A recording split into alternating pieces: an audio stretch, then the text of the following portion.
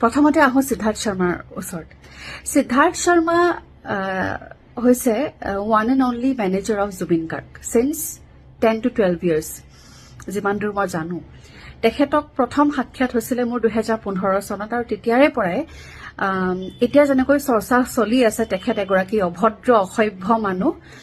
তাত মোৰ কোনো ধৰণৰ আসলতে ডিনায়েল নাই তেখেত সঁচাকৈ এজন অভদ্ৰ মানুহ কোনো ধৰণৰ ব্যৱহাৰ তেওঁ নাজানে আৰু সেই সময়ত যেতিয়া মোৰ সাক্ষাৎ হৈছিলে তেতিয়া মই একেবাৰে নতুন আছিলো সেইবাবে মই বহুত কথা সহ্য কৰিছিলো বহুত কথা মই তেনেকৈ থাকি গৈছিলো নিমাত হৈ থাকি গৈছিলো কিন্তু ইমান বছৰে এই কাৰণে কোৱা নাছিলো কোনো আৰু এতিয়া বহুতে প্ৰশ্ন কৰিছে যে সিদ্ধাৰ্থৰ কথা এতিয়া সকলোৱে কিয় কৈ আছে মোৰ ওচৰত হেতু উত্তৰ আছে ইমান দিনে আমি আসলতে একো কোৱা নাছিলো কাৰণ তেনেকুৱা কোৱাৰ কোনো পৰিবেশো নাছিলে তো সিদ্ধাৰ্থে এনেকুৱা দেখুৱায় যে জুবিন গাৰ্গৰ ওপৰত অধিকাৰ কেৱল সিদ্ধাৰ্থ শৰ্মাৰ আছে হেনেকুৱা মই বুলি নহয় আমাৰ গোটেই ফ্ৰেটাৰনিটি মানুহে কব এই কথাটো যেন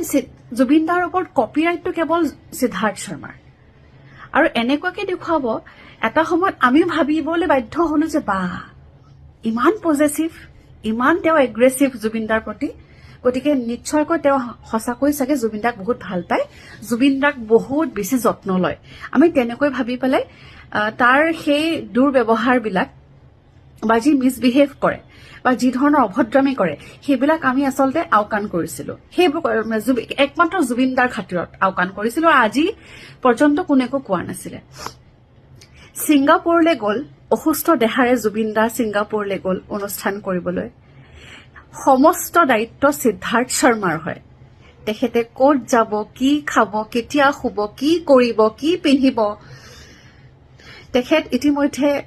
ৰেগুলাৰ বেচিছত মেডিচিন সেৱন কৰে মেডিচিনো নাই খোৱা বুলি আমি জানিব পাৰিছো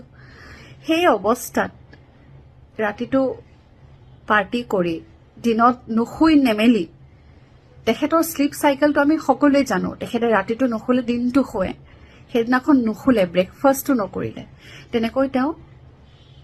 কিবা এখন অজান আইলেণ্ডলৈ লৈ গ'ল কোনো ধৰণৰ নিৰাপত্তা নাই কোনো ধৰণৰ মেডিকেল টিম নাই আৰু মিষ্টাৰ সিদ্ধাৰ্থ শৰ্মা মই তোমাক কওঁ যে তুমি যে তাত গৈছিলা you were there to take care Zubeen Garg you were there not to entertain yourself তাত তুমি অন ডিউটি আছিলা জুবিন দাৰ অনুষ্ঠান কৰিব যোৱা মানে অৰ্থটো কি হ'ল জুবিন দাৰ অনুষ্ঠানটো কৰিব গৈছে ছিংগাপুৰত তুমি তাইৰ দায়িত্বত আছিলা তুমি ফূৰ্তি কৰিব যোৱা নাই তাত